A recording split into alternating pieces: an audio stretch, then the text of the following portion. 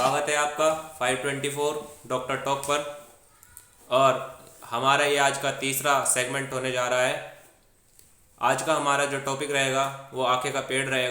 दोस्तों नमस्कार, मैं हूं डॉक्टर मोहनलाल गर्ग, आयुर्वेद भास्कर आयुर्वेदा। आज हम एक ऐसे पेड़ की चर्चा करेंगे जो कि सब जगह उपलब्ध है और इसका नाम है अर्क। अर्क को आँखा भी कहते हैं और मदार भी कहते हैं। ये आँखें का पेड़ सब जगह उपलब्ध है और इसके बहुत सारे गुण हैं जिनके बारे में हम चर्चा करेंगे। तो जानिए आज आँखें के पेड़ के बारे में, इसकी क्या क्या गुण होती हैं और क्या क्या बीमारियों में ये काम आता है। तो शुरू करते हैं आँखें के पेड़ के बारे में जानिए। आज ये आँखें का पेड़ सभी जगह जंगलों में उपलब्ध है और इसके पत्ते, इसका दूध, इसके फूल और इसकी जड़ हम औषधियों में प्रयोग करते हैं और जो बहुत ही कारगर हैं। तो हम आज इसके सबसे पहले इसके दूध का उपयोग बतलाएंगे।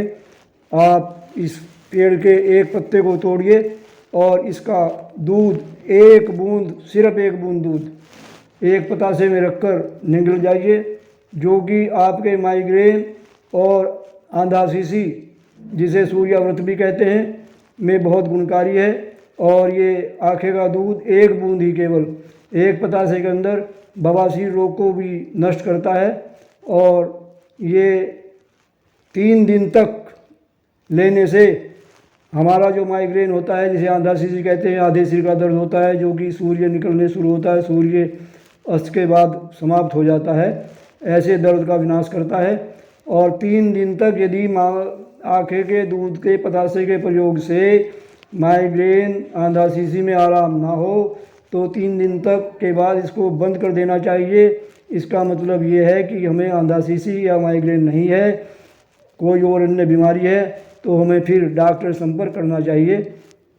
और बवासीर में ऐसे ही एक पतासे के अंदर एक बूंद इसका दूध हम 21 दिन तक सेवन करें तो बवासीर के मस्से और जो बहुत कष्टकारी होते हैं, खूनी हो या बादी हो, सब नष्ट हो जाते हैं, बवासीर रोग समाप्त हो जाता है। ऐसा है ये आँखें का पेड़।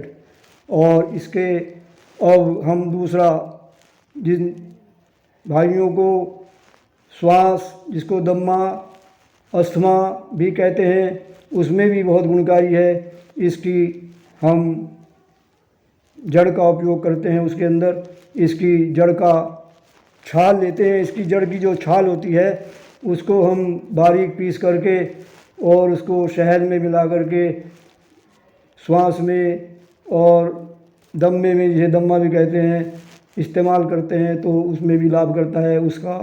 इसकी खुराक बहुत कम होती है। इसका पाउडर, इसकी छाल का पाउडर, जड़ की छाल का पाउडर हम 60 मिलीग्राम एक रत्ती से 120 मिलीग्राम तक, यानी 2 रत्ती तक ही इस्तेमाल करते हैं शहद में मिलाकर। तो ये हमारा श्वास में, दम्मा में, अस्थमा में काफ़ी लाभ करता है। ऐसे ही इसके जो ये फूल होते हैं, इनको हम काली खांसी, बलगमी खांसी में इस्तेमाल करते हैं, जो कि इसके फूल का हम तोड़ करके 10 ग्राम या 20 ग्राम जो भी कुछ सुखा लेते हैं पाउडर बना करके, और इसके बराबर काली मिर्च और पीपल इसके बराबर मिला करके 10 ग्राम पाउडर, 10 ग्राम काली मिर्च, 10 ग्राम पीपल और 40 ग्राम गुड़ में इसकी मसरी या चने से छोटी गोली के बराबर गोली बना करके 1 गोली बच्चों को और 2 गोली बड़ों को देते हैं तो काली खांसी, बलगमी खांसी दूर हो जाती है। ऐसे ही पेट में दर्द हो, पेट में अफारा हो, पेट में गैस हो, तो इसके पत्तों को हम एक दवाई बनाते हैं और वो भी हमारी पेट की गैस, अफारा, अपचन आदि बीमारियों का नाश करता है।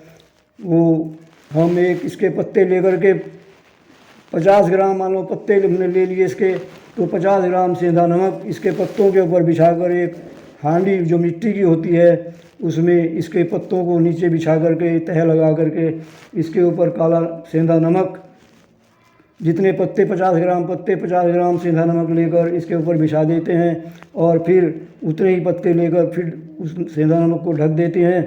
तो इस तरह से इस हांडी को ऊपर से मुंह बंद करके इसका कुछ उपलों में इसको जलाते हैं। जब इसकी राख बन जाती है तो इस राख को हम आधा चम्मच सुबह शाम खाना खाने के बाद यदि दिया जाए तो ये हमारे अपचन को, पेट के दर्द को, पेट की गैस को समाप्त कर देता है। ऐसा है ये आखे का पेड़। ये बहुत गुणकारी है। इसके फूल भी, पत्ते भी, जड़ भी, दूध भी, सब इसका औषधि रूप में प्रयोग होता है। और वास्तुशास्त्र के हिसाब से भी आखा एक बहुत ही गुणकारी पौधा है। इसको हम अपने घर में भी लगाना चाहिए। आखे का पेड़ बड़ा शुभकारी होता है। वास्तुशास्त्र के हिसाब से जो हमारा मेन गेट होता है उस पर आखे का पेड़ लगाना बहुत शुभ है। तो आखे के पेड़ के अंदर बहुत गुण हैं और हमें इसे घर में भी लगाना चाहिए। बहुत बहुत शुक्रिया डॉक्टर साहब।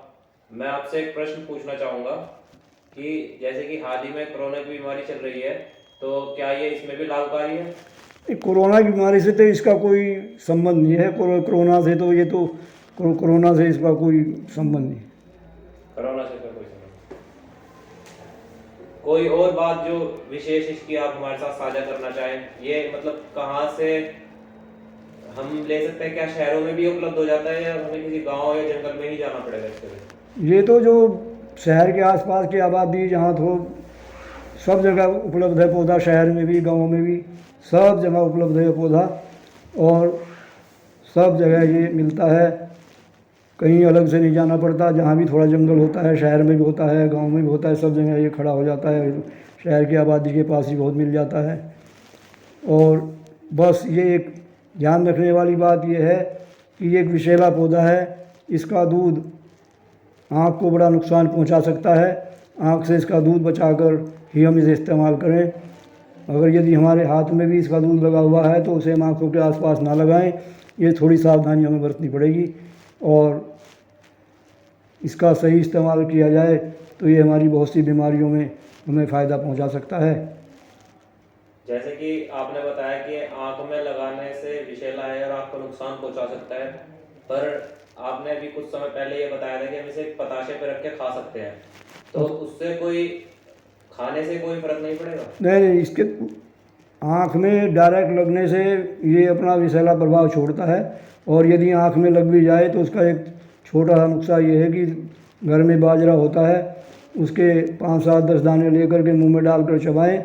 जब वो मुंह में पिस जाए, उसकी लार जो हम आँख में लगाएं तो तुरंत इसका विषैला प्रभाव नष्ट हो जाता है।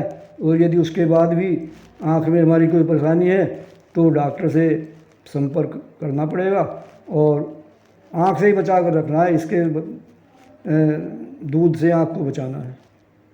धन्यवाद डॉक्टर साहब, आज की जानकारी बड़ी महत्वपूर्ण रही। इसी के साथ मैं आपसे विदा चाहूँगा। धन्यवाद डॉक्टर साहब।